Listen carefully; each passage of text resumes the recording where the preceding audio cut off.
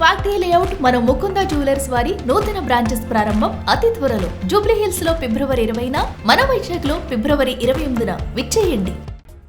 Megastar Chiranjeevi పరిస్థితి ఇలా తయారైందేంటి? Cinema announce చేసి ఏడాది అవుతున్నా ఒక్కడుగు కూడా ముందుకు పడకపోగా ఇప్పుడు ఏకంగా నిర్మాతలే ప్లేట్ పిరాయించారట. ఇన్నాళ్ళు భారీ బడ్జెట్ అంటూ బిల్డప్ ఇచ్చిన కేవీఎన్ ప్రొడక్షన్స్ ఇప్పుడు చిరంజీవి సినిమా అంటేనే భయపడి పారిపోయిందా? దళపతి విజయ్ సినిమా తెచ్చిన నష్టాలతో చిరు ప్రాజెక్టును నట్టేటా ముంచేశారా?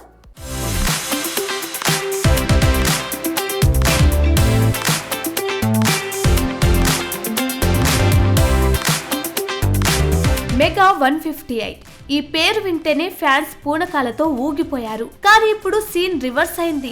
ఏంటో ఆర్భాటంగా ఈ సినిమాను తామే నిర్మిస్తామన్న సంస్థ ఆఖరి నిమిషంలో సైడ్ అయిపోయింది. నిజానికి మెగాస్టార్ అంటే ఒకప్పుడు బాక్స్ ఆఫీస్ షేక్ అయ్యేది. కానీ ఇప్పుడు పరిస్థితి మారింది.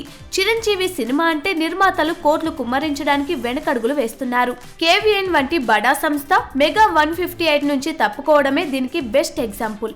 దీనంతటికి కారణం విజయ్ దళపతి సినిమా జననాయగన్ అని ఇండస్ట్రీ టాక్. ఆ సినిమా సెన్సార్ చిక్కుల్లో పడి థియేటర్ల ముఖం చూడకపోవడంతో కేవీఎన్ ప్రొడక్షన్ కి పెద్ద దెబ్బే పడింది. ఆ నష్టాల భయంతోనే ఇప్పుడు చిరంజీవి ప్రాజెక్ట్ ని కూడా వదులుకుంటున్నట్లు తెలుస్తుంది. అంటే ఒక స్టార్ హీరో దెబ్బ మెగాస్టార్ సినిమా మీద పడిందన్నమాట. ప్రస్తుతానికి ఈ ప్రాజెక్ట్ వృద్ధి సినిమాస్ చేతుల్లోకి వెళ్ళిందని టాక్. మరి వృద్ధి సినిమాస్ లాంటి ప్రొడక్షన్ హౌస్ మెగాస్టార్ రేంజ్ సినిమాను బాబీ కోరుకునే భారీ బడ్జెట్ ను భరించగలదా?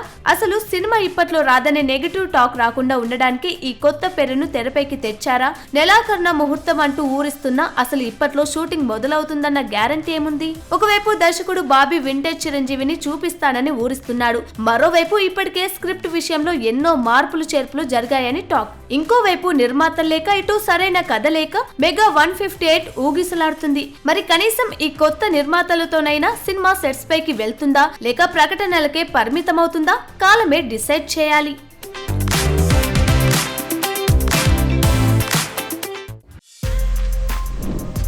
For more videos like this, subscribe Big TV channel.